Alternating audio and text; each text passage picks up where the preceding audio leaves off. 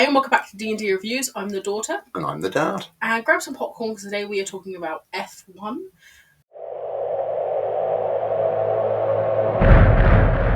Some people look at Sonny Hayes. They see a guy who lives in a van, a gambling junkie who missed his shot, the best that never was. But I see possibility.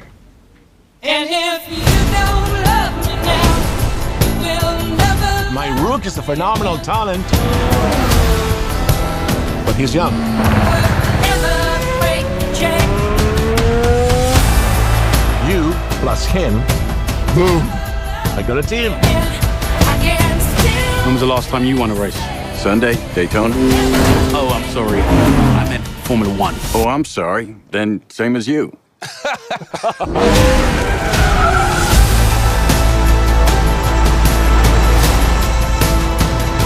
There's this new guy. He's old. He's such a prick. He's quick though. If you had any constructive criticism for each other, what would it be? Don't be such an ass. dickhead. That was constructive. Wow. Which is the new, or it's been out for a few weeks. We actually did see this maybe 3 weeks ago now. Yeah. We're a bit of a backlog of reviews. But anyway, it's the new kind of summer, hit movie. Brad Pitt. Yeah, so so go see it. Come back because we're going to be spoiling it. How did you enjoy? It's a racing movie about the Formula One. It is, yeah. I enjoyed this film, but it didn't have. The thing about Formula One is it's about glamour, it's about money, it's about technology. Yeah, Formula One. The reason that big car companies like Mercedes and Ferrari might be a race Formula One is so that their new inventions are tested on these Formula One cars, safety features, and all the rest of it, and then they will put those eventually, a few years down the line, they'll end up in their cars. This didn't have any of that. This lacked it, and there were things about it that were kind of ridiculous, because Brad Pitt played this Maverick driver, and he'd driven in all these different types of driving fields, like not just F1, like NASCAR. Daytona. Yeah, he'd done all that, and he'd started his career in Formula One, had this terrible accident, Insane. and he basically didn't drive Formula One anymore. Yeah. He'd gone off and done other things, and his friend, played by Javier Bardem, great actor. Yeah. I do like Javier Bardem, and he's attracted him back because he's got this team that he's going to lose control of. APXGB. I don't know what the name of it was. They've all got strange names, but he's going to lose control of that team unless they win a race by the end of the season. Yeah, because they're never in the top 10. They've not even got a point so far. Have they? They've done nothing, and they've got a good driver. The young guy, the young black guy. I can't. Damien Idris, Joshua Pierce is the character's name. Yeah, and then Sonny Hayes is Brad Pitt. He was a great driver, but he was inexperienced. And so they're getting this kind of experienced guy, Brad Pitt, who's also a bit of a loony, who's willing to take risks. And when he's racing, you remember when he drove through all the signs, and he had to keep having nose cones put on the car. They're going to run out of nose cones here, and he was doing it on purpose, wasn't he? He's doing it, altering so they had to keep having safety stops and he was just doing stuff. You think, are you allowed to do that in a Formula One? Because he's obviously doing it on purpose and then claiming it's an accident. It was kind of silly. That was the thing about it. Compared to Ford versus Ferrari. I know. We knew we were talking about it.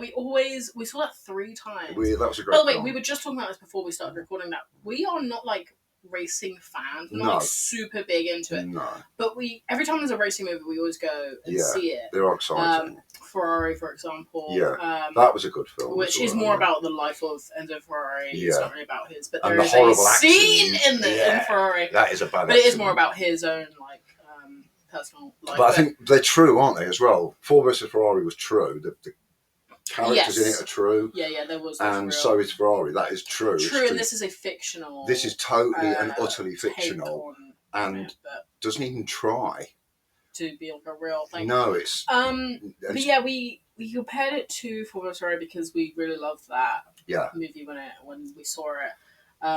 We saw it 3 times, and it kind of sets the ground for racing movies that we see after that. We've seen like 2 or 3 after, but it's, and I enjoy the racing movies specifically for the racing scenes. I think that they're super on your on the edge of your seat. Your you heart know, when you chest. describe that like phrase, it kind of makes me think of racing scenes, even in like the Fast and Furious. Sometimes I know that they are a bit more crazy in the earlier Fast and Furious, where they're actually always about like street racing. In the latest ones, when they're going into space and doing all these crazy things that we've seen, it's just silly. But the early, it feels really like tense because it is tense. And it's a dangerous sport. The racing stuff in this are tense for me. Yeah. Kind of make me like. But foolish in some ways. But they do mention real drivers. They do mention real drivers. So this is actually produced by Lewis Hamilton. Lewis Hamilton, the famous Formula One I don't know if he's a executive producer or just regular. I think he's just a regular guy, but he does appear as like a cameo appearance. In fact, on the thing, there's like a load of different drivers, like Australia, France, China, and of course Lewis Hamilton. But a lot of different drivers kind of have cameos because there's a lot of scenes that take place at different F1s. Yeah, they're actually at the racetracks, aren't they? I think. Really? I thought so. Yeah. But I think because there's a lot of setup for that, so they go to a lot of different like F1 tracks and stuff. It starts off actually in Silverstone, which is really just up the road. Actually, I'm sorry, it doesn't start in Silverstone. It starts in Florida because he's racing in the Yeah, he's doing the NASCAR thing over there, isn't he? Daytona, which he wins. Which he does win. I thought this was so funny. Yeah, there's the guy, you don't know this, but the guy that was talking to him after he won that said like, "Oh, we have some more stuff you can come do," because his whole thing is he wants to go to Mexico so they can go and what is it, like race those dune buggies or whatever he does, because that's what he's trying to do. And then he goes on this whole F1 thing, and then in the end he makes it. It's so funny. The guy that says to him in Daytona, "Come on, we want you for more stuff. Like you won this, you're really good." That's Shy Wignham, who you don't know, but it's so funny because I was like, "Oh, wow, that's Shy Wignham." Then when the main credits at the beginning started, it said all the people, and then it was like with Javier Bardem and Shy Wignham, and I was like, "Oh, cool." And then Shy Wignham's character never shows up again, and I'm like, he just gets that brief. Yeah, but in the beginning, is that when Brad Pitt turns to him and he's going, "No, I don't want to race, but I'll take that bonus check." Yeah, and he gives it because the thing is, Brad Pitt. These Formula One drivers are multimillionaires. Yeah, they're all very wealthy men because of what they do is really risky. It's a really, really risky thing, and he drives around and lives in a camper. Yeah. And you think, well, why does he want the bonus check? Well, because he obviously don't care about money. He only cares about racing, but he lives in a bloody camper. Side note, I always love, they did it again in Fast and Furious. In Fast and Furious 7, Paul Walker's character, Brian, that's actually the one that they filmed when he died halfway through. It took like 2 years to film it because they had to CGI him. Yeah, like his brother and stuff. A few different techniques. And then he's not in the next one, but they wrote him out. Which I think is so sweet they didn't kill him off screen, they just wrote him out. But anyway, my point is that in Fast and Furious 6, he had a baby with Vin Diesel's sister, the whole relationship. But I love it because the movie starts off with him going like, it's like zoom in on the eyes, grab it, like gets the gear stick, moves it forward, and then he goes like one step because he's driving a minivan to daycare or something. Yeah. And it's like, I love it in this where it's like, yeah, he's driving like a van. It's like these movies where they are really good drivers, like driving race cars, and then all of a sudden they're like, yeah, they've got to drive like normal people. Yeah. And he's driving on to daycare because they've just had a baby in the previous movie. But so I thought it was funny, that he's like driving this like van at the beginning. But I love these scenes. I was just thinking about this. Somebody was saying it, that I love the Javier Bardem scenes with Brad Pitt. I think that's really fun. Because Javier Bardem isn't a racer in this. He's a team boss. He owns the team. He's not even a team boss. So he owns the team. Yeah. I really like the scenes because they're all friends, and yeah, I really like all the references. And they go, "Is this about Monaco?" You know, because something must have happened back in the day with Monaco. But it's almost like Bardem's called in a favour to get him to come over. He needs he's a desperate. He's desperate. He goes and sees him in Florida and says, "Here's a ticket to London. Come."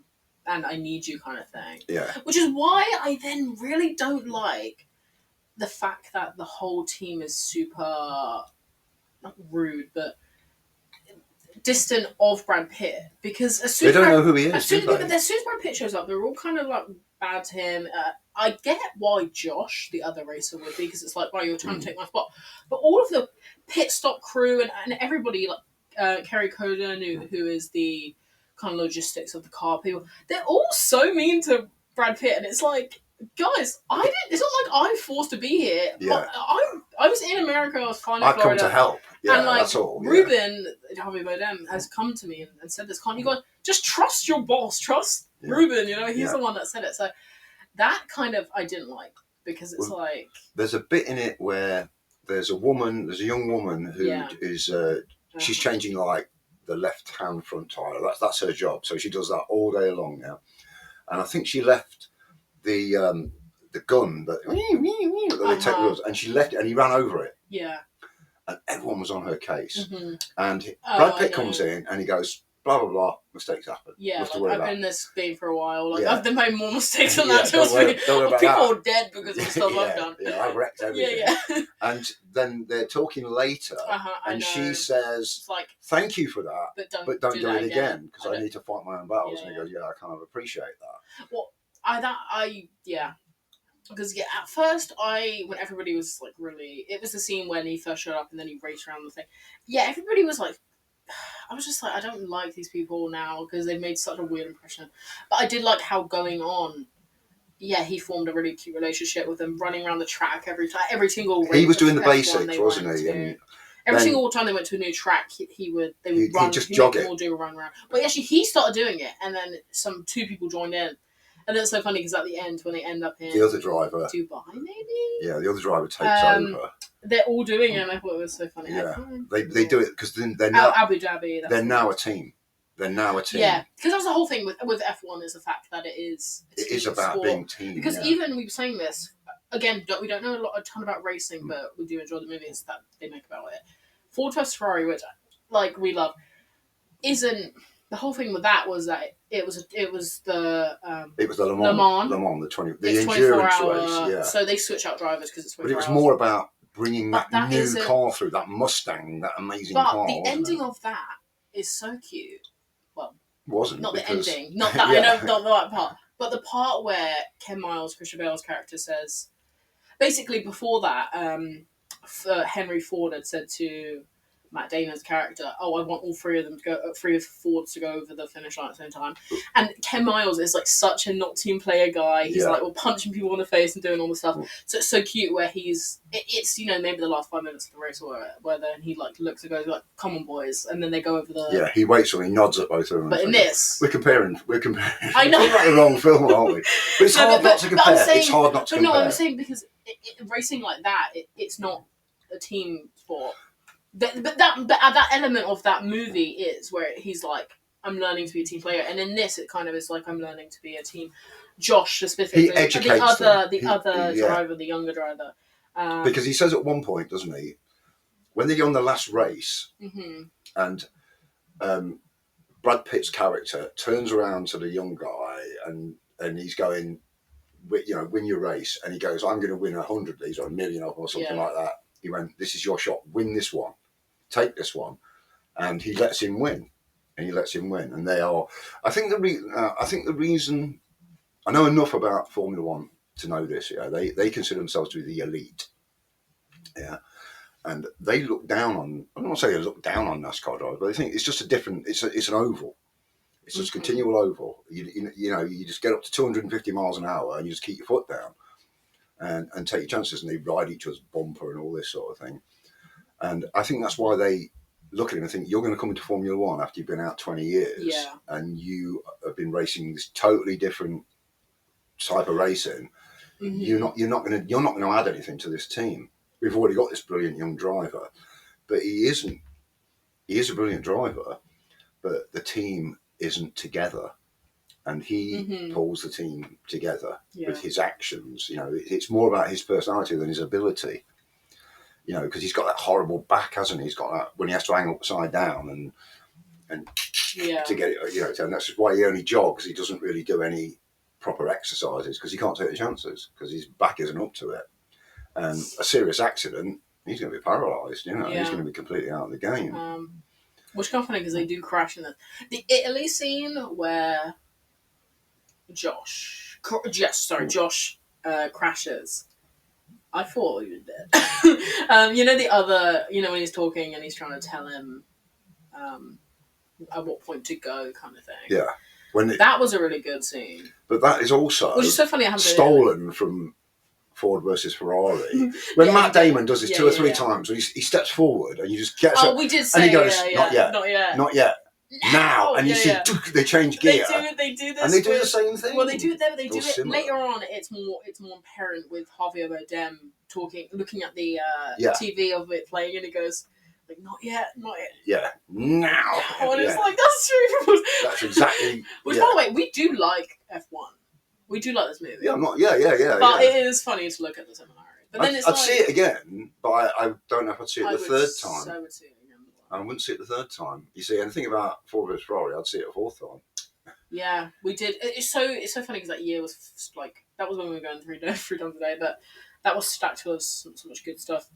I would even have seen that a 4th time. Yeah, I think so. Yeah. It's funny because when it got to the Oscars of that year, so good, so packed. Full of juiciness. Yeah, and embarrassing. Which we can't even say anything to be able to see now. But yeah, so good.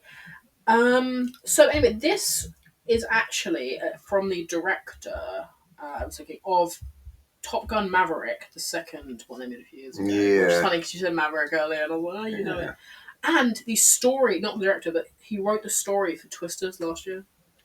Okay. Which it has like kind of. So he likes to do. So stuff. it's almost like he likes to do follow-ups then, because Twisters is a sequel. Twisters is a sequel. To Twister. Well, someone put in here, when are we going to get F2 with Tom Cruise and Brad Pitt? Right, so because Tom Cruise is in Top Gun and that. But Twister's very like chaotic as well. It's kind of, it was chaotic, yeah. I love Oklahoma. But I've never seen the original, so.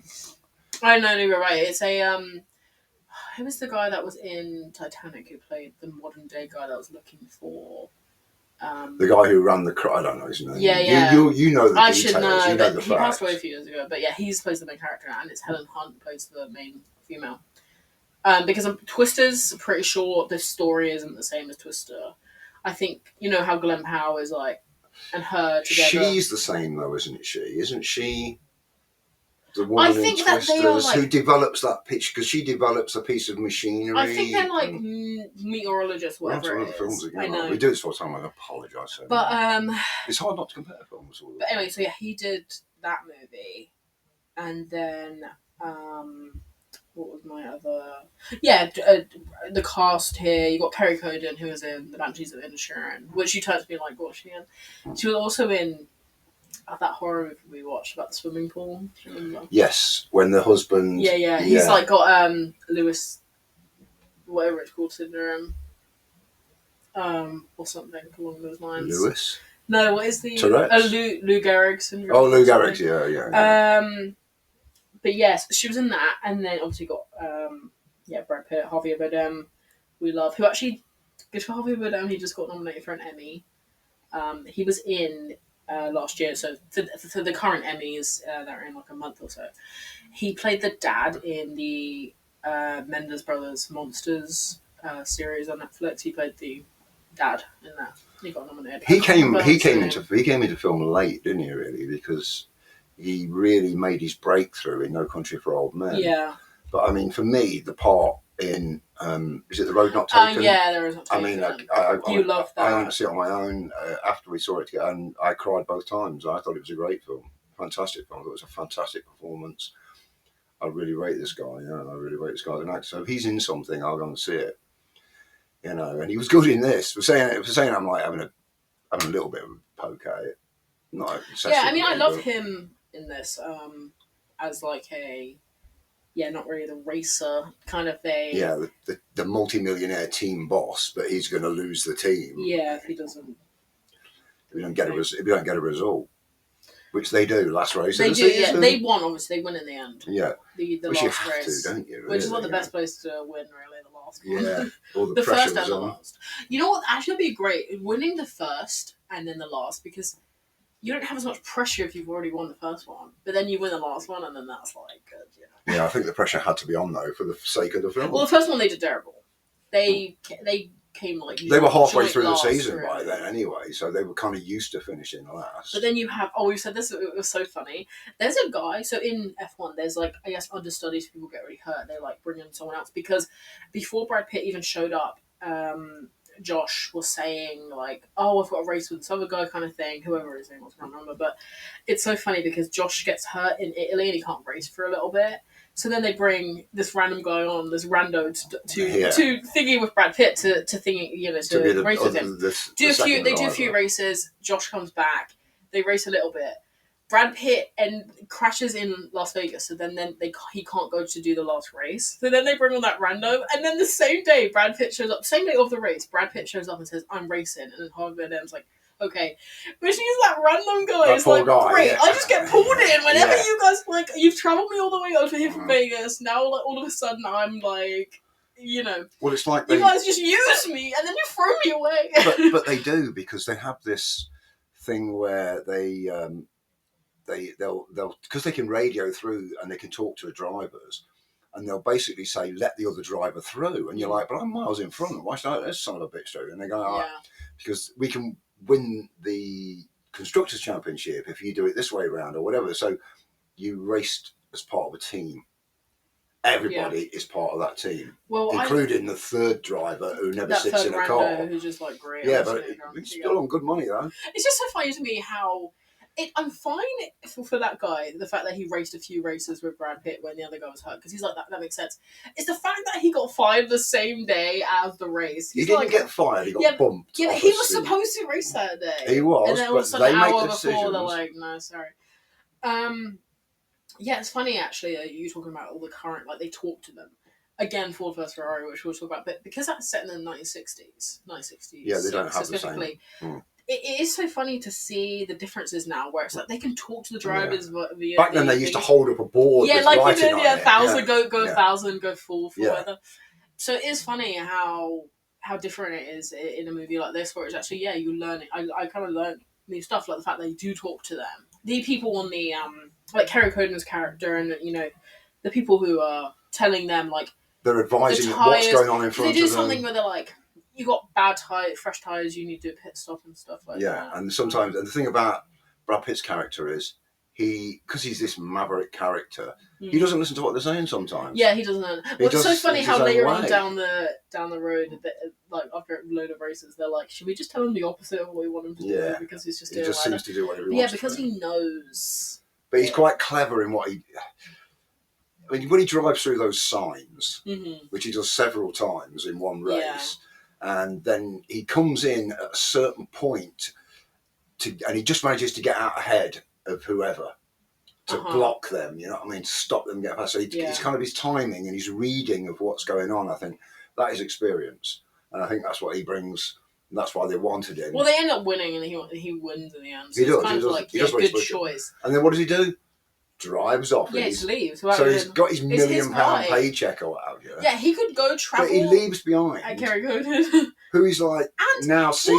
He's got a sexual relationship. I know. I don't know about that. I don't know about the relationship in that, so I don't know if that was necessary. But he doesn't even say goodbye to Javier Bardem.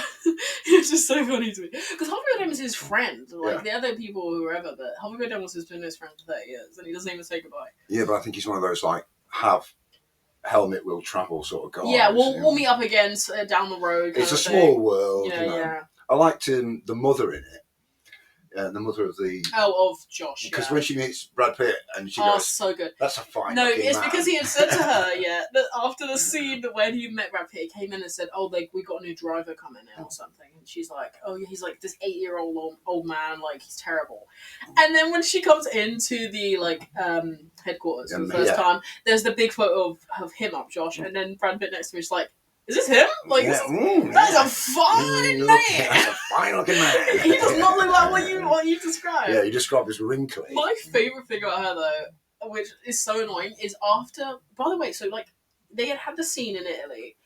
Brad Pitt tells Josh, he says to him, go, not now, but then when you get to the bend, turn at a certain point or something. He doesn't do it, and then Brad Pitt's even like, no, don't do it. But he ends up crashing. Right after that, the mum goes to Brad Pitt, you, don't ever do that again. And it's like, he's the one that, crashed. I didn't even do anything. She pulls Brad Pitt aside, my son got hurt, and now you are, irresponsible kind of thing. Yeah. They told me about you. They warned me about you. You've had this terrible out. You're a wild man. Yeah. So that was weird, but it was funny. When she said that earlier on. My favorite. She brought a bit of lightheartedness to my favorite scene in this, and most people's favorite scene from what I've looked at Reddit, is the final scene of the race after. Basically, right before this, for context, Brad Pitt had said they were both going at the same time as Lewis Hamilton. Actually, Josh and Brad Pitt were Sonny, his character, and he says to back, in the booth, they're like, one of you guys has to step down to let him go forward, and he's like, you do it, kid, you do it, kid. Yeah. You do it, Josh. It ends up being, so he kind of pushes Lewis Hamilton's car, and then thingy goes off, and then it ends up being that Brad Pitt goes right past both of them. Yeah. The scene when he's flying, that's the best. Everybody said it because he had said it earlier to Kerry Condon, because she had said, why do you, after your crash, he had a really bad crash, he came out of the car. He nearly died, yeah. He was lying on the track, wasn't he? Why do you continue to, because throughout this movie it's actually said, oh, you've had 3 wives, and you've, gambler and all this thing, and she says, why do you continue to race now, even though it's kind of destroyed your personal life? You live in a camper van. And he goes, once you're in the car, and you get a speed up, it's like flying, it feels like you're kind of above the world kind of thing. So once he said that, it was like, you're going to see it, and then the final race, you're going to see it from his point of view, and it is really good, where he's it's in the car, and it's the crowd cheer is down, there's no sound. He's within himself, and it's really great. And everybody loves that scene. I think. Yeah, I can understand that. I think it's really good because you could tell this is coming from the director of Top Gun Maverick, because I don't know how many Top Guns you've seen out of the 2. I've only seen the 1. But in that, it's kind of like you're in the plane, you're in the little jet with Tom Cruise. You're kind of like, I'm flying with him. So in this, it's kind of like you're driving with him. You feel it. You're like, yeah, that really does feel. You're risking everything. You're putting yourself and those sort of speeds. I feel like it's like winning doesn't even matter as long as you get that feeling of I'm above the world kind of. So yeah, that is a really good scene. And then they win. I love the scene after where they were doing the champagne and pouring on each other. They don't even care. I also love the scene where, what I didn't really love, because it wasn't really fleshed on too much, was the stuff with Ruben, Javier Bardem's bosses, where they're trying to get him out. They don't want to win. Because then they get control of the team. Once this is the last race they could do, where if he doesn't win, that means they get to fire him. Yeah. Second isn't good enough. They have to win. It feels like kind of a last minute twist, where all of a sudden, because the scene after Las Vegas where Brad Pitt kind of gets told to go. I don't remember if he went to the bathroom during that, but he ended up showing up and saying, "Come race for me," or "I think you're great." Yeah. And then he goes "Yeah, I want to." And when he gets to the race eventually, but it does feel like a bit of a weird twist, in this movie of the fact that this guy was kind of working against Javier Bardem the whole time. Yeah, but you never see it.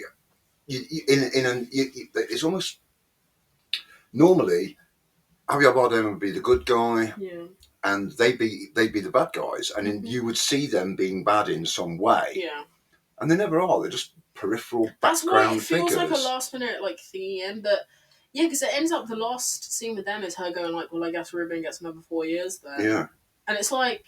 what did Ruben do? You know, I thought that there was gonna be a thing of Ruben like slept with this guy's wife or something, and it's like that's why he really wanted them out. Well, But they just wanted to take over. It's the Yeah. money that's involved. It's a multi-million pound or dollar But sport. that I would say is like it's hard with a racing movie because they have a lot going on here, and I would say that and then the relationship with Kerry Condon. I feel like Were either unnecessary. go more into it, Yeah, or, explain it a bit. or don't like just Yeah. don't have that because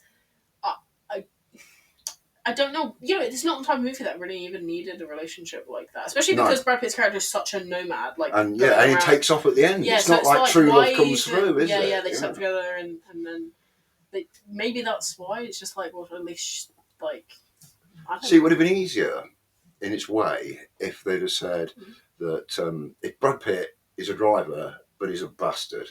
Yeah. In everything else in life, that's why he's got 3 ex-wives where he's got nothing really, and he lives in a camper van. Yeah, he's a bastard, but he's not portrayed as that. Yeah, He's like portrayed kind of as this a nice... guy who's kind of It's like unfortunate. yeah. How in did life. he lose all those relationships? But other than that stuff, I really like it, and yeah, other than that stuff, I really like it. Even though there is some stuff that isn't fleshed out. I like a race movie. In terms of a racing movie, this is like really good. So, what are we saying on Rotten Anyway, Tomatoes? so then? we enjoy it. What do you think, Rotten Tomatoes? I think Rotten Tomatoes. I think this is I think it's 80 on the crowd, Okay. and I think it's going to be 60 on critic. 83 on audience, 97 on critic. Wow, I know, that's like really high. that is high. I Probably don't know. a It lot does of say here effects in possible sequel. I'm not sure, but if it comes out, we will watch it and we will We'll let review you it, know. obviously.